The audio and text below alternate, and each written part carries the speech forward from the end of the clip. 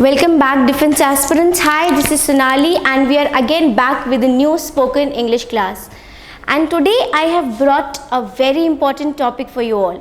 आज का टॉपिक हम सब के लिए बहुत ज़रूरी है क्योंकि आज हम कुछ ऐसे फ्रेजेस लेकर आए हैं जिनको अगर हमने सीख लिया, अगर हमने इन फ्रेजेस को याद कर लिया तो आज से अभी से हम इंग्लिश बोलना स्टार्ट कर देंगे। हम आज अपनी इस क्लास में जानेंगे कि फ्रेजेस होते क्या हैं और किस तरह हम इनको यूज़ करते हैं, राइट? चलिए हम अपनी क्लास को स्टार्ट करते हैं and this is all about phrase. Now what is a phrase? Number one, it is a group of words.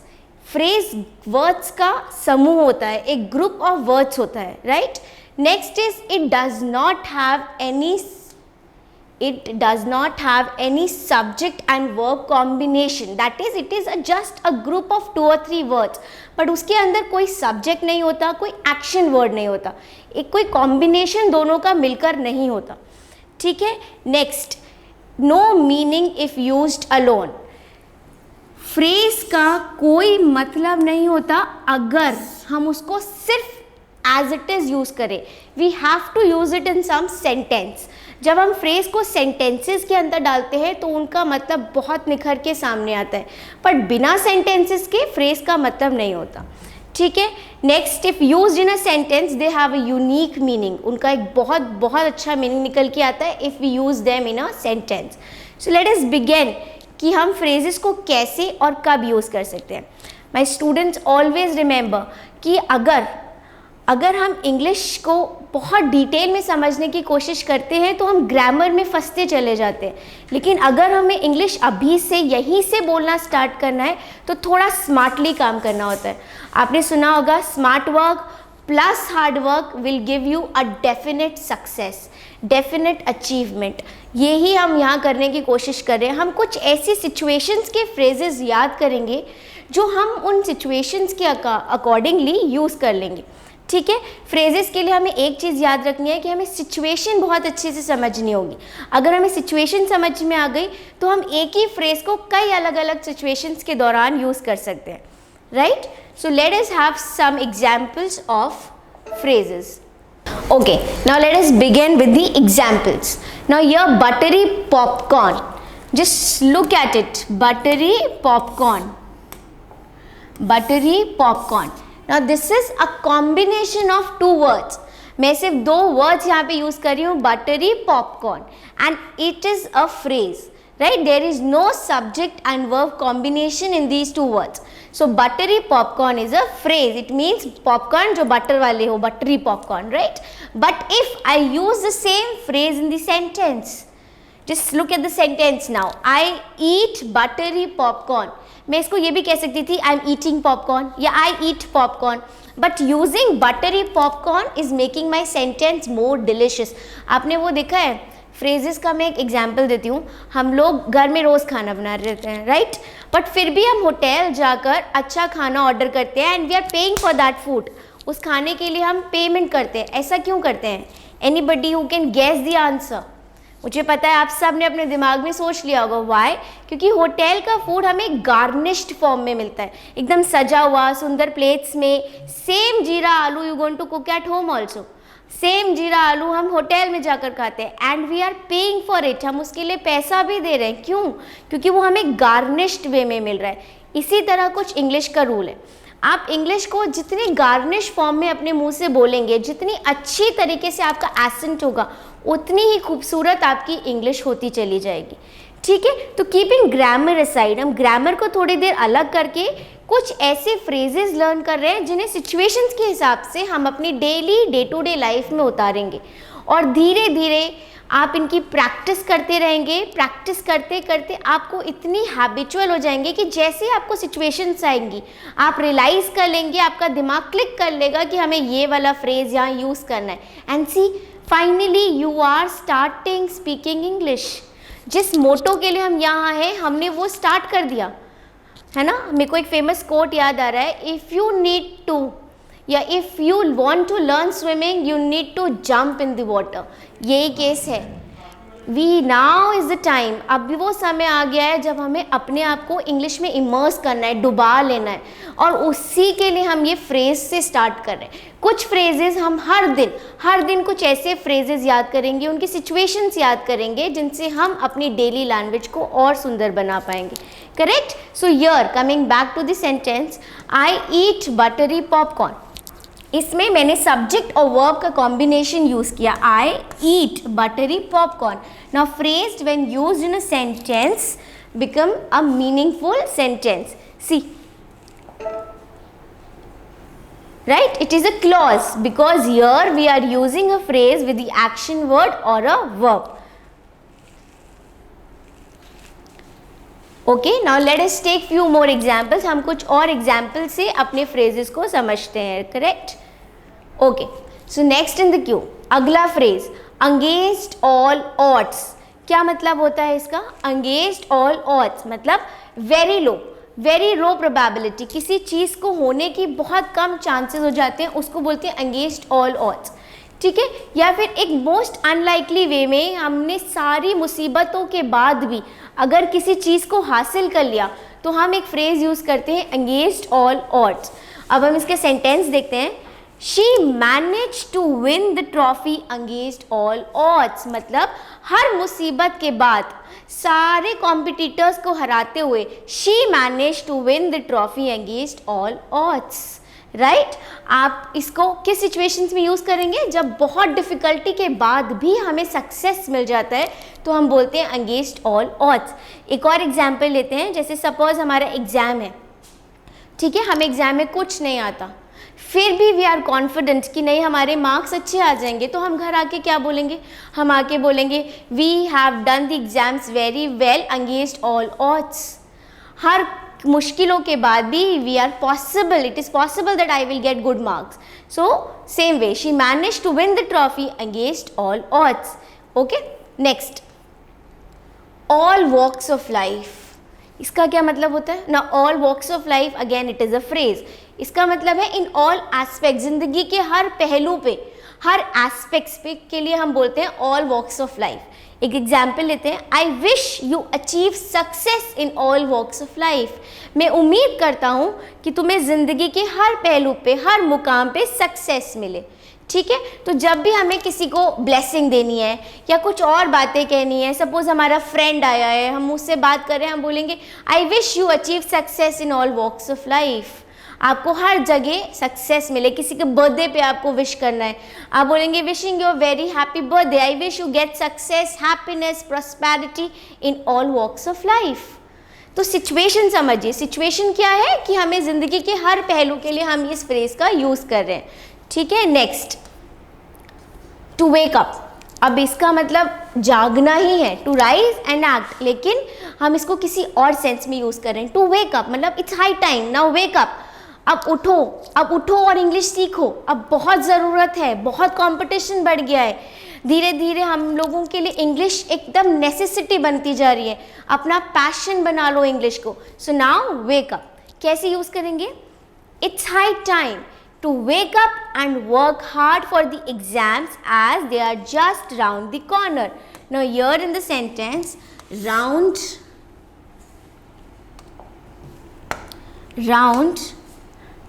the corner is again one more phrase. Round the corner मतलब एकदम आने वाला है, निकट ही है। So it's high time, बहुत जल्दबाजी हो रही है, अब बहुत देर हो चुकी है। It's high time to wake up. उठो और मेहनत करो। It's high time to wake up and work hard for the exams as they are just round the corner. बिल्कुल निकट ही हैं आपके एग्जाम्स, तो अब उठिए और उनके लिए मेहनत करिए। तो इसके लिए हम फ्रेज यूज़ कर रहे हैं टू वेक अप। आगे चलते हैं। Now to break the ice, इसका क्या मतलब है? बर्फ़ तोड़ना। यस, बर्फ़, कैसी बर्फ़ तोड़ते हैं इसमें हम? टू ब्रेक द आइस मतलब हम be the first one to start. कोई भी कन्वर्जेशन आप शुरू कर रहे हैं या क्लास में बैठे हैं, टीचर्स आपका इंट्रोडक्शन पूछ रहे हैं, कोई नहीं बोल रहा क्लास में, you are the first one to start. So हम बोलेंगे let me break the ice and start the conversation. मैं शुरू करता हूँ। सपोज आप लोग जीडी में बैठे हैं, सब लोग चुप है, शांत है, टॉपिक पे बोलना स्टार्ट करना है, nobody is taking the initiative to start, so you will say let me break the ice and start the conversation, मैं शुरू करता हूँ, ठीक है। तो जिस भी सिचुएशन में हम पहले हैं बोलने वाले, हम बोलेंगे let us break the ice, या he broke the ice and started the conversation, ठीक है। Next, have a heart, have a heart मतलब हम इस फ्रेज को यूज करते हैं to say that B merciful, दया करो, हैव अ हार्ट। सेंटेंस देखते हैं, have a heart on this poor lady and please give her something to eat, दया करो, उसको कुछ खाने को दो। तो जब भी ऐसी सिचुएशंस आएंगी कि आप कुछ एक्सीडेंट देख रहे हैं या किसी को डिफिकल्टी में देख रहे हैं, आप बोलेंगे have a heart and be merciful, उसकी मदद करो। So have a heart on this poor lady and please give her something to eat, right. In your own world, now ये बहुत इंपॉर्टेंट फ्रेज है, बहुत अच्छा फ्रेज है। कई बार आपने देखा होगा हम अपनी ही दुनिया में खो जाते हैं। टीचर क्लास में पढ़ा रही है लेकिन हम अपने ही थॉट्स में मग्न हैं, ड्राइव कर रहे हैं अपने ही थॉट्स में चलते चले जा रहे हैं, कई बार रेड लाइट का सिग्नल तोड़ दिया। ऐसी बहुत सी चीज़ें होती हैं जब हम अपने में खो जाते हैं। So that is in your own world.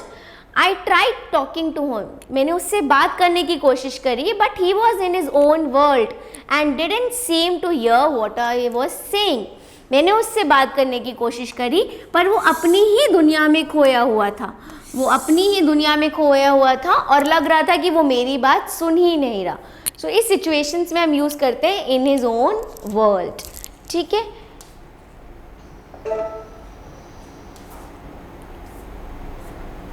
Now next, sell like hot cakes. कोई चीज़ जब बहुत पॉपुलर हो जाती है और बहुत धड़ाधड़ बिकती है तो हम उसको बोलते हैं it is selling like hot cakes, bought by many people. मतलब बहुत एकदम से पॉपुलर हो गई, सपोज किसी मूवी, एकदम से कोई मूवी पॉपुलर हो गई, उसकी टिकट्स धड़ाधड़ बिक रही हैं, तो हम क्या बोलेंगे, the movie tickets is selling like hot cakes.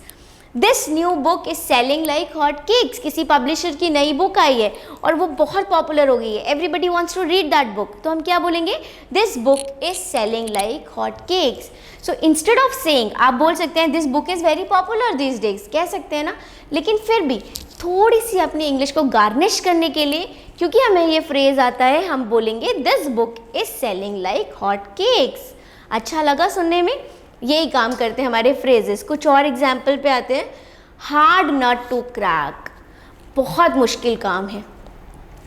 Mummy ने आपको बोला है जाके पिज़्ज़ा बनाओ घर में, आपने बोला it is very difficult, it is a hard nut to crack.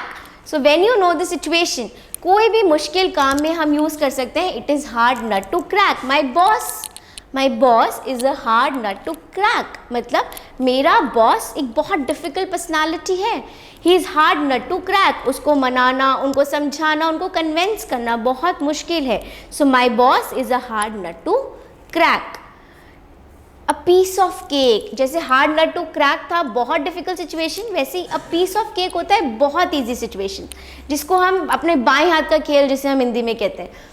This examination was a piece of cake for me, I knew everything in the exam, मुझे सब आता था, तो ये examination was a piece of cake जिसे मैंने जल्दी से कंप्लीट कर लिया एंड आई नो कि मेरे को बहुत अच्छे मार्क्स आएंगे। तो जब भी कोई बहुत ईजी सिचुएशन हो, आपको किसी टीचर ने कोई टास्क दिया हो, आपको प्रेजेंटेशन देना हो और आपको लगता है कि आपके लिए वो टास्क, वो प्रेजेंटेशन बहुत ईजी है, तो what will we say, O ma'am this is a piece of cake for me, बहुत ईजी। अंडरस्टूड? हमें सिचुएशन समझनी है और इन सिचुएशंस के हिसाब से अपने इन फ्रेजेस को यूज़ करना है, करेक्ट। नाउ नेक्स्ट, जज a book by its cover. ये बहुत इंपॉर्टेंट फ्रेज है, इसका मतलब है बहुत क्विक जजमेंट मत लो, या लो भी तो हम इस फ्रेज को कहते हैं डोंट जज a book by its cover. अब अगर रैशनली बात करें तो हम इधर बुक की बात नहीं कर रहे हैं, this is for the personal output, to don't take very quick judgements. मतलब my parents taught me to never जज a book just by seeing its cover. किसी भी आदमी को जज मत करो एक बार की पर्सनालिटी देखकर, राइट। जैसे कभी कभी होता है कि कोई आपसे मिलने आया एंड यू जज it at the first go कि ये तो अच्छा नहीं है, he is not talking nicely, तो ये अच्छा नहीं है। नो, डोंट जज the book by its cover, let you know him, let him know you. आप लोग एक दूसरे से मिलो, आपने बातें करी, शायद वो आपका बहुत अच्छा फ्रेंड बन जाए। तो किसी भी सिचुएशन में जब हमें कहना हो कि बहुत क्विक डिसीजन, बहुत क्विक जजमेंट मत करिए, तो हम बोलेंगे डोंट जज a book just by its cover. Now blessing in disguise, again a very important phrase, blessing in disguise. इसका क्या मतलब होता है कि something that at first appears to be bad और unlucky for you but it actually turned out to be good. कुछ ऐसी चीज़ें जो आपको पहले लगता है कि अच्छी नहीं, और फिर बाद में वो ही चीज़ आपके लिए इतनी अच्छी होती है कि आप बोलते हैं this is a blessing in disguise. This new course turned out to be blessing in disguise for me. मतलब ये जो कोर्स था जिसमें मैंने एक्सीडेंटली एडमिशन ले लिया, मैं नहीं चाहता था मैं इस कोर्स में एडमिशन लूँ, फिर भी because my parents wanted it मैंने इस कोर्स में एडमिशन ले लिया. लेकिन अब उसी कोर्स की वजह से आप ज़िंदगी में बहुत एक्सेल कर रहे हैं, तो आप क्या बोलेंगे, this course turned out to be a blessing in disguise for me, right. Next, on the verge of, मतलब बस सब कुछ होने ही वाला है. It is just at the verge of something likely to happen in few moments, या कुछ ही देर में एकदम हम उस पर निकट पे खड़े हैं. The child was on the verge of tears when his father scolded him. एकदम रोने ही वाला है बच्चा. जय the child was on the verge of tears, एकदम उसकी आईज भर आई हैं. He is just about to cry when his father scolded him, जब उसके पापा ने उसे डांटा. अब देखिए इस सेम सेंटेंस को हम लिख सकते थे, the child was about to cry, बच्चा रोने वाला था, पर हमने लिखा the child was on the verge of tears. Isn't it making your English a little more attractive to hear. हमारी इंग्लिश थोड़ी और सूदिंग और सुनने में अच्छी लगती है. तो हमें सिचुएशंस याद करनी है, जब भी कोई चीज़ बिल्कुल लाइकली टू होने ही वाली है, एकदम लाइकली टू हैपन, तो हम यूज़ करेंगे on the verge of. Okay, now roller coaster of emotions. Roller coaster क्या होता है, उतार चढ़ाव, इमोशंस का उतार चढ़ाव. इस फ्रेज में हम क्या कहना चाह रहे हैं, मेकिंग यू फील कभी excited, making you feel excited, accelerated और happy, and making you feel sad और डिसअपॉइंटेड. कभी होता है किसी मोमेंट में हम बहुत खुश हैं और कुछ 2 मिनट बाद ही, कुछ और पल बाद we are sad. This happens in our life. यही ज़िंदगी है, कभी उतार कभी चढ़ाव, दिन के बाद रात. तो कभी हम बहुत खुश होते हैं, कभी सैड होते हैं, कभी अपसेट होते हैं, कभी डिसअपॉइंटेड होते हैं, कभी बहुत एक्साइटेड होते हैं. So our life is always a roller coaster. तो हम इसमें सेंटेंस देखिए, my school days were a ride of roller coaster of emotions for me. मेरे स्कूल के दिन was a ride of roller coaster of emotions. कभी बहुत phrases मिले, मैम से बहुत अच्छी अच्छी बातें सुनने को मिली, और कभी उतनी ही डांट मिली. सो स्कूल डेज हमारे एक रोलर कोस्टर की तरह थे. ठीक है, so whenever we want to say something about the उतार चढ़ाव of our life, sometime we are happy excited and sometime we feeling sad और disappointed, we will use this phrase. Coming next, one and for all, मतलब forever, एक बार में ख़त्म करो बात. We have to resolve this matter, हमें इस मैटर को रिजॉल्व करना है वंस एंड फॉर ऑल, हमेशा के लिए, फॉर एवर. सो जब भी आपको कोई बात कहनी हो, हमेशा के लिए हमें ख़त्म करनी है. So we have to resolve this matter, इस बात को ख़त्म करो for once and for all, हमेशा के लिए. Okay, so with this we have today learned a lot of new phrases, जिसे हम अपनी दिन की में, डेली की लाइफ में उतारेंगे और रोज़ यूज़ करने की कोशिश करेंगे. Okay, thank you students. तो आज की इस वीडियो में हमने कुछ डेली लाइफ के फ्रेजेस सीखे, और मैं इस वीडियो के साथ ही आपको एक टास्क देना चाहती हूँ. Let me give you a homework. In phrases को यूज़ करते हुए आपको सेंटेंसेस बनाने. You can comment in the comment box and also you can make the sentences at your home.